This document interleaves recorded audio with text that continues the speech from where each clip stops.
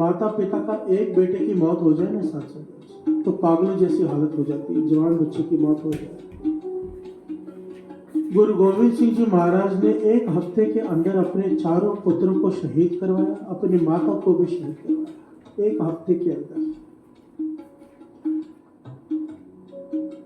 सब कुछ लुटा दिया। किसके ऊपर?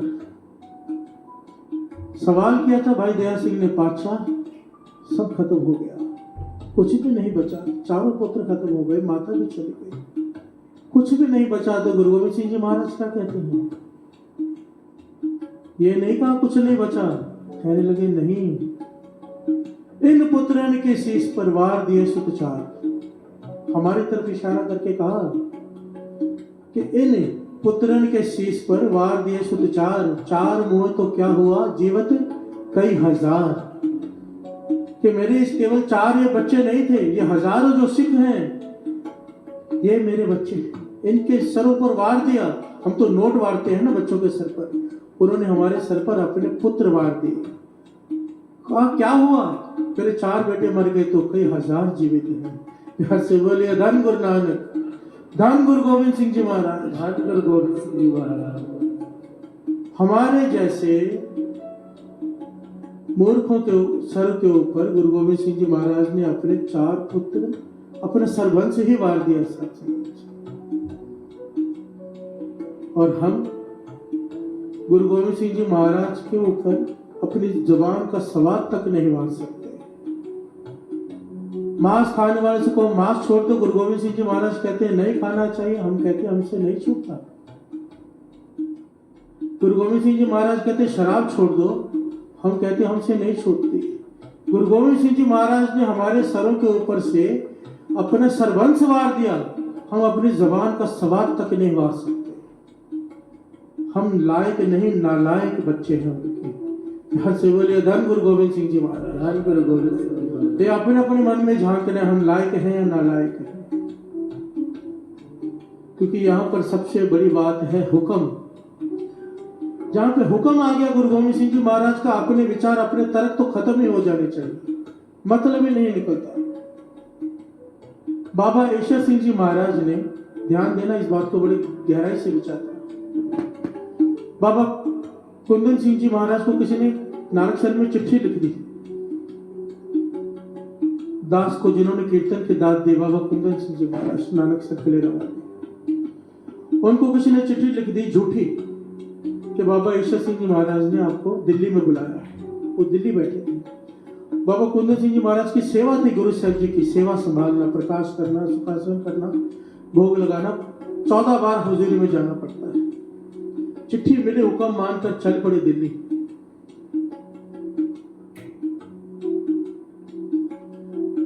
दिल्ली में पहुंचे तो बाबा ईश्वर सिंह जी महाराज ने ताड़ना की, भाई कैसे पता चला? बाबा कुंदन सिंह जी ने बुला लिया तो तुम्हें किसी ने बुलाया? सेवा छोड़कर आ गए गुरु साहब जी की। बहुत ताड़ना की तो बाबा कुंदन सिंह जी महाराज ने वो चिट्ठी आगे की, अच्छा आपका हुक्म था, भूल हो गई, आगे से गलती नहीं होगी। बाबा ईश्वर सिंह जी महाराज ने उस दिन वचन किए कि आगे से दिल्ली में कदम नहीं रखना। यार से बोलिए धन गुरु गोविंद सिंह जी महाराज। एक वचन कहते स्वभाव कि आगे से दिल्ली में कदम नहीं रखना।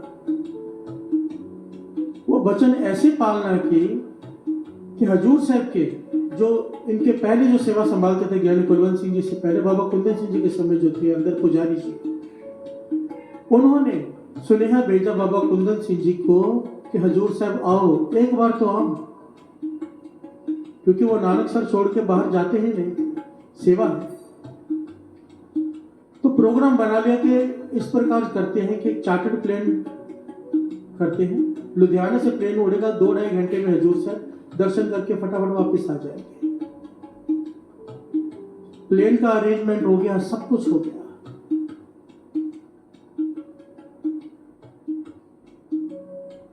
इस वक्त वहां के महापुरुष है भाई गुरमेल सिंह जी, बाबा गुरमेल सिंह जी कहते हैं। उन्होंने चार्टर्ड प्लेन का अरेंजमेंट किया, महापुरुषों को बता दिया, बस एक दिन पहले बताना है, चार्टर्ड प्लेन लुधियाने में आ जाएगा, वहां से चले जाएंगे। तो बाबा कुंदन सिंह जी ने सवाल किया, जब ये प्लेन उड़ेगा तो रास्ते में कहीं रुकेगा? कहने लगे हाँ दिल्ली रुकेगा।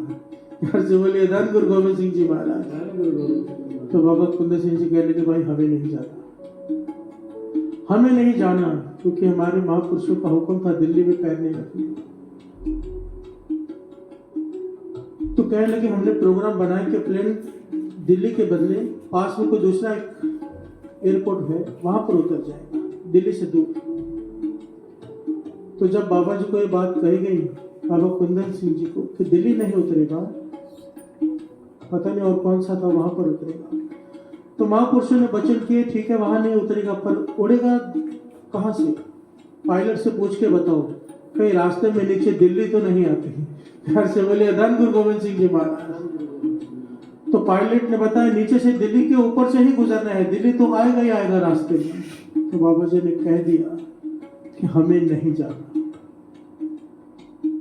अब बात दिल्ली की नहीं है साथ संगत जी, यहाँ पर बात ना दिल्ली की है, ना प्लेन की है, ना उतरने की है, ना पैर की। यहाँ पर बात है हुक्म की। जिन्होंने हुक्म माना, इतना डर है अपने गुरु के हुक्म का कि प्लेन भी अगर ऊपर दिल्ली के ऊपर से उड़ता है तो वहां से नहीं जाना, क्योंकि हुक्म था कि दिल्ली में नहीं आना। जिन्होंने हुक्म माना है उन्होंने पाया है, और जिन्होंने पाया है उन्होंने ही हुक्म माना है।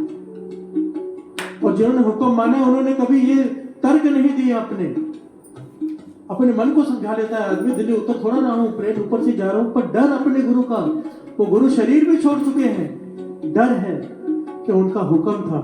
घर से बोले धन गुरु गोविंद सिंह जी महाराज। हमें डर नहीं।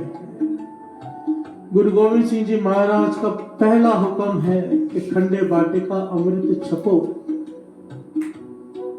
जो परिवार सिख घर में जो बच्चा सिखों के घर में पैदा हो उसके लिए लाजमी है।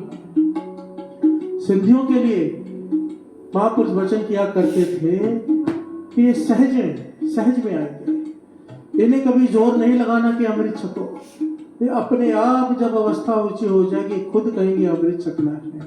घर से बोले धन गुरु गोविंद सिंह जी महाराज। धन गुरु गोविंद सिंह जी महाराज। और ऐसे कई बार होता है, कई बच्चे जाकर अपने आप अमृत छक के आते हैं। मैंने कभी प्रेरणा नहीं दी किसी को यहाँ पर जो सिख हैं अगर वो अमृत नहीं छकते, जो सिखों के घर में पैदा होकर, तो गुरु गोविंद सिंह जी महाराज के हुक्म से बाहर जा रहे हैं। ये पहला हुक्म है।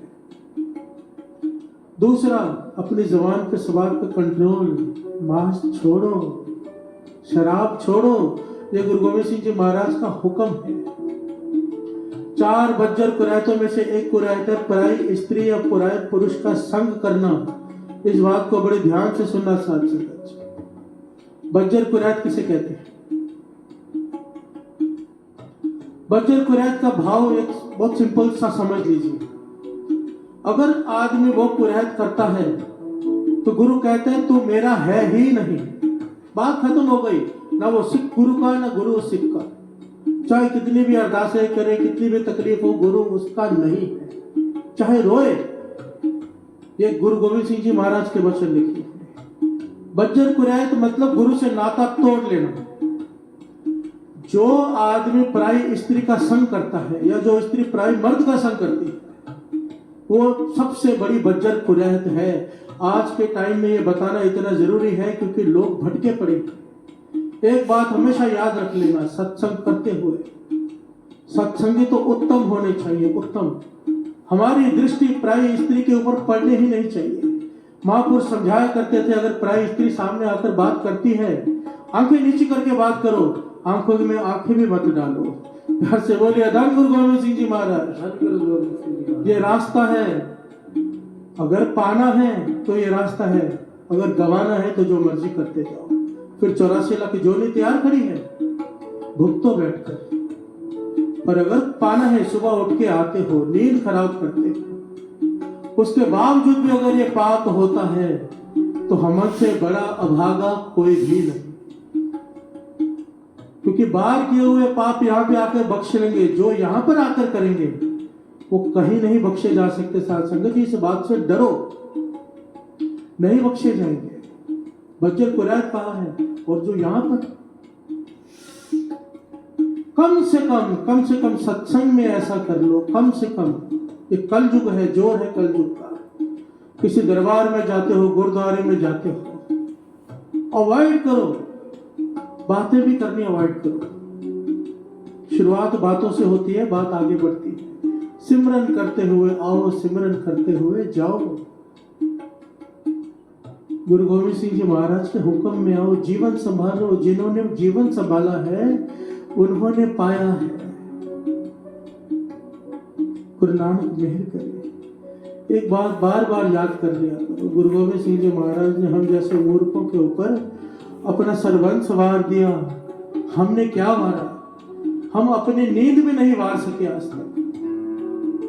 कम से कम नींद वार दो कि हम अमृत वेले नहीं सोएंगे। यहां से बोलिए धन गुरु गोविंद सिंह जी महाराज।